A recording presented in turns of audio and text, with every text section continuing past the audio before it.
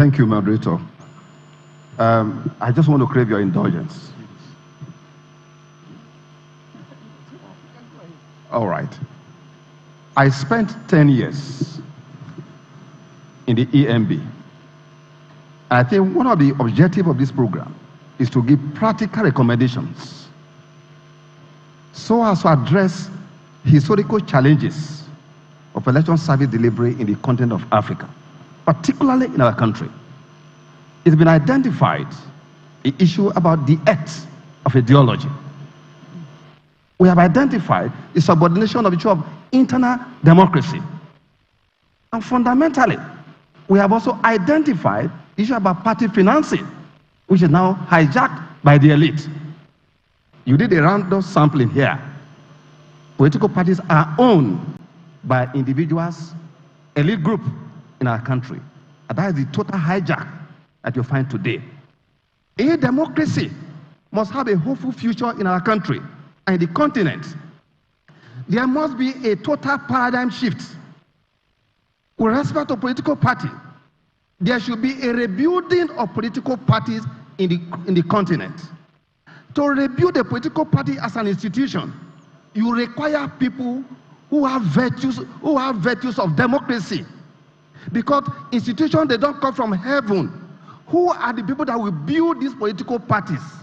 It is very important because in our country today and across Africa, the value pyramid is upside down. In Nigeria, dishonesty is now on top.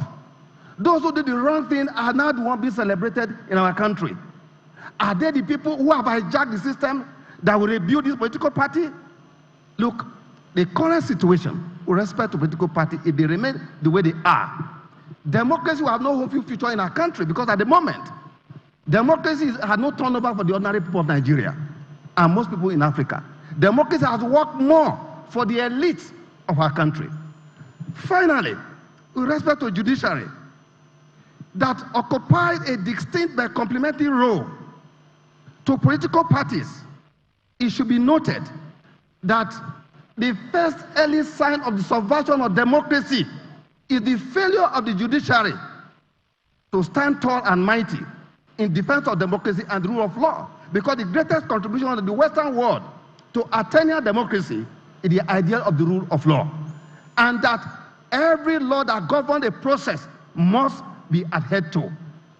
In our country here in Nigeria, I have said it clearly, that if democracy will die in Nigeria, it will die because of we lawyers and our colleagues in the bench, and that the remains of democracy will be put at the doorstep of judiciary in our country, because historically they have never stood tall and mighty in defense of democracy and the rule of law. But finally, this is very key. Saving African democracy beyond the election will require that we must pay serious attention to the EMBs we have in Africa, the election management bodies. I say this because the arrogance of political office holders is based on the fact that they can control the EMB. Once you cut the source of supply of arrogance, they will be like lily pond. I presided over election in 7 states of the Federal Republic of Nigeria. In a particular state, a politician declared publicly before election, 48 hours to election, that by Saturday, by 12 o'clock, 2 p.m., the result would have won the election. Because historically, they were used to writing election result. But I was clear that under our watch, that the will of the people is what will govern in that election. In that election, that politician could not even make it. How much more for the party was even campaigning for? The professors who were used to write the results, we proceeded against them and got all of them jailed. As we are heading for election, whether in Africa or that part of the country, in Nigeria, as I speak to you, politicians are already going to the university communities to reach out to the professors, to the academics. And of course, they try to use the federal agencies that INEC will normally use as collation officers and returning officers. They are already reaching out to them.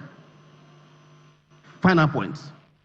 No credible election can take place in the African continent when, for instance, in Nigeria, you have an Electoral Act that says that a ballot paper that does not bear the serial number of INEC shall be taken into account.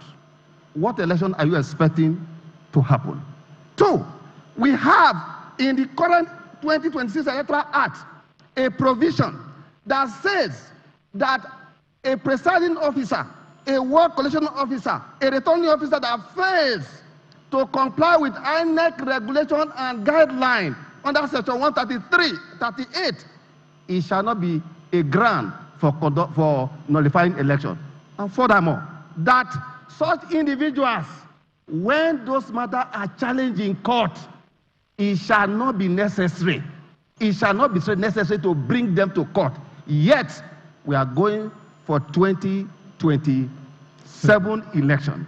Violating, ignoring the first alteration initiated by President Goodluck Jonathan under section 160 of the Constitution of the Fatherland to the effect that an EMB must be independent, an EMB must be unfettered to do what is right under section 160. He was the first to make that alteration. And 48 hours to the 2015 elections, what happened? Section 52 that prohibited the use of INEC procedure.